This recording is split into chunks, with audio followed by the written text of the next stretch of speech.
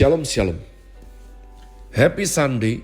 Selamat hari Minggu 14 Agustus 2022. Kembali jumpa bersama saya Pendeta Caleb Hofer Bintor dalam anugerahnya. Penuh sukacita sampaikan pesan Tuhan melalui Grace Words, yakni suatu program renungan harian yang sungguh disusun dengan disiplin. Percayalah, tanpa disiplin tidak akan sampai 11 tahun umat Tuhan ya, dan masih jalan, puji Tuhan.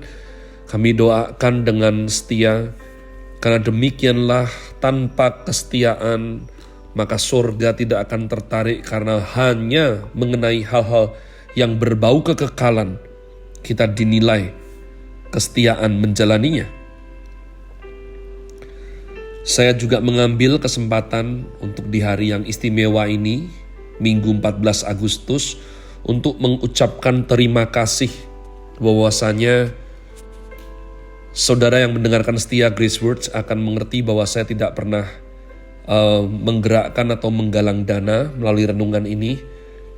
Tapi Tuhan menggerakkan beberapa oknum sehingga bisa mencari tahu dan mengirimkan persembahan syukur. Saya mengucapkan terima kasih yang mendalam, sebab biarlah itu untuk kepentingan daripada pelayanan dan pemeliharaan anak-anak rohani yang kita besarkan. Masih dalam season autumn dengan tema bulan ini, Declaring King's Mandate, Grace Word hari ini saya berikan judul Glory of God bagian yang ke-8. Glory of God bagian yang ke-8, mari kita bergegas menuju ayat menarik yang kita butuhkan untuk berbagi firman Tuhan mengenai kemuliaan Allah yang dinyatakan melalui Kristus Yesus. 2 Petrus pasal pertama ayat 16-17. Saya rindu engkau membacanya sampai 21. Sebab kami tidak mengikuti dongeng-dongeng isapan jempol manusia. Ketika kami memberitahukan kepadamu kuasa dan kedatangan Tuhan kita, Yesus Kristus sebagai Raja. Tetapi kami adalah saksi mata dari kebesarannya. Kami menyaksikan bagaimana ia menerima kehormatan dan kemuliaan dari Allah Bapa.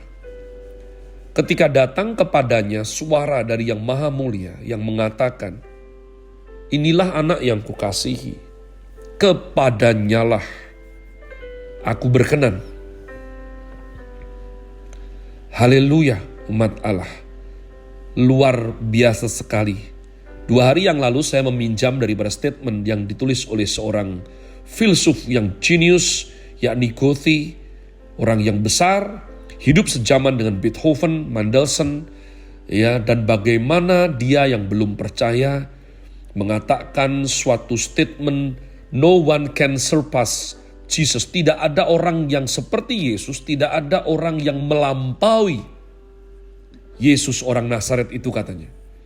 Sesungguhnya kemuliaan yang bagaimana yang dipancarkan Tuhan Yesus. Saya percaya ini akan membutuhkan banyak waktu lebih panjang, sedangkan Grace Words ini harus dijaga kesederhanaannya, ya. 12 menit jangan sampai jadi 15 atau tergoda menjadi eksposisi sehingga menjadi setengah jam. Nanti beberapa orang protes ya, akan ada forum yang lain. By the way, saya juga makin paham kenapa Rasul Yohanes berkata, jika semua hal mengenai Tuhan Yesus dituliskan, tidak ada satu kitab di muka bumi ini yang sanggup menampungnya. Terlalu kaya, terlalu banyak. Tetapi secara singkat, saya berbagi kepada saudara, kemuliaan dipancarkan melalui kehidupan Kristus. Melalui hidupnya, melalui sengsaranya. Pada waktu Kristus diumpat, difitnah, Kristus sangat tenang. Tidak pernah satu kali pun ditemukan bagaimana dia kehilangan keanggunannya.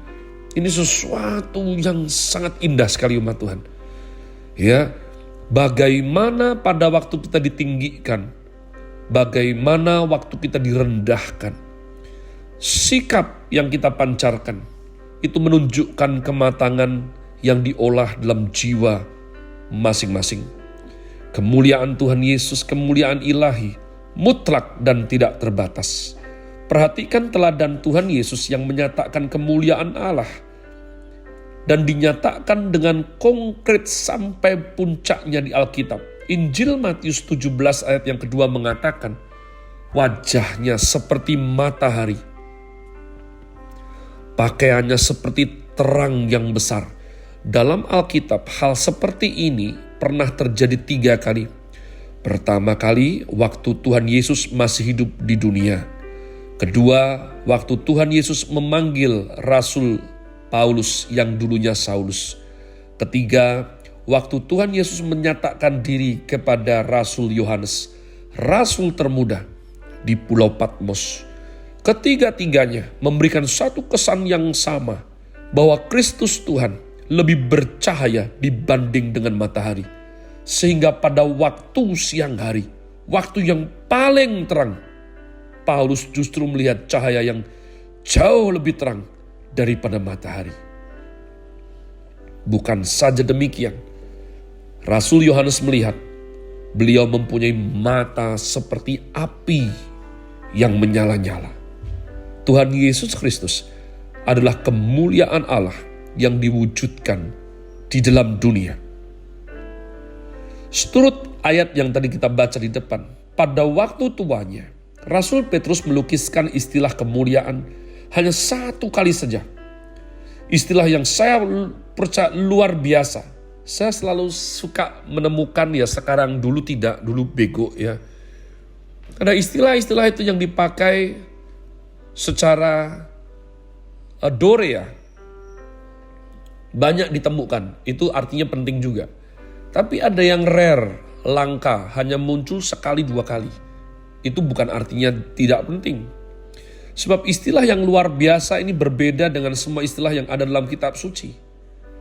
2 Petrus 1, 16, 17 yang tadi kita baca, dalam terjemahan bahasa Indonesia kebesarannya, tapi dalam bahasa Inggris, Thy Majesty, His Majesty. Dalam bahasa Mandarin, ya, akan gagah sekali kalau saya bisa mengucapkannya, tapi saya khawatir salah, ya. Nanti biar mama saya atau adik saya yang mengucapkannya. Dalam bahasa Mandarin ini adalah kemuliaan yang sangat serius dan berwibawa. Suatu kata yang dipakai hanya dan hanya untuk melukiskan keagungan, kebesaran seorang raja yang hebat. Pada waktu Rasul Petrus menulis ayat ini, perhatikan, menarik sekali. Rasul Petrus membandingkannya dengan berita isapan jempol. Kenapa? Karena banyak di dunia ini orang omong besar, umat Tuhan. Wah, temannya pamanku adalah bintang 3. Oh, belum apa-apa, di sekolahan anakku sekolah dengan anaknya bintang 4. Orang ngomong seenaknya sendiri, umat Tuhan. Berapa tempo yang lalu saya jumpa dengan seseorang dari timur. Tidak masalah dia bilang, Pak Pendeta, itu bandara pesawat terbang di NTT pertama kali itu punya kakek saya. Saya bilang, berarti sering terbang. Saya belum pernah. Kalau punya kakeknya ya logisnya aja ya, paling gak pernah terbang lah ya. Jadi umat Tuhan, Petrus memakai kalimat yang ini bukan berita isapan jempol. Karena banyak sekali di dunia ini manusia memperbincangkan mengenai kebesaran ini ya. Gak ada batasannya, lah aku belum apa-apa, bandingkan dengan aku segala macam.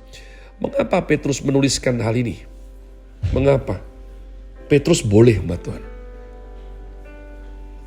Hanya 3 orang yang waktu itu mempunyai hak untuk menulis seperti Petrus tulis. Karena Petrus, Yakobus, dan Yohanes adalah 3 murid yang pernah melihat Tuhan Yesus di atas gunung yang kudus, menyatakan kemuliaan Allah didampingi dengan Musa dan Elia. transfiguration, change his figure.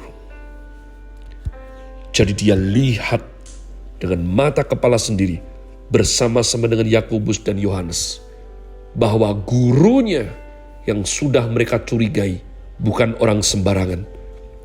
Di gunung tersebut memancarkan cahaya kemuliaan yang hebat sekali, didampingi dengan Musa dan Elia. Umat Tuhan, saya selalu enjoy, bersyukur tiada habisnya. Terharu. Kalau ternyata dalam hidup ini, dengan berbagai macam banyaknya pilihan goblok, ceroboh, bodoh yang masih saya ambil, saya tidak tahu bagaimana caranya, rupa-rupanya saya mendapati pilihan hidup saya itu bijaksana. Bahwa apa yang saya pilih itu rupa-rupanya di kemudian hari, saya temukan bahwa tidak ada keputusan yang lebih bagus daripada yang saya pilih itu. Saya biasanya akan memakan waktu beberapa jam, beberapa hari untuk tidak henti-hentinya meluap dengan ucapan syukur. Kok bisa si bodoh ini bisa ambil pilihan keputusan yang terbaik dalam hidupnya, dan saya percaya itu karya Roh Kudus. Nah, hari ini termasuk di dalamnya. Saya bersyukur sekali dipanggil Tuhan sebagai seorang Kristen. Anak Allah, diampuni, ditebus, diangkat anak, diizinkan melayani. Raja di atas segala raja, yang kemuliaannya bukan dongeng omong kosong, bukan isapan jempol, tapi sungguh-sungguh dinyatakan. Happy Sunday. Tuhan Yesus memberkati saudara sekalian. Sola Gratia.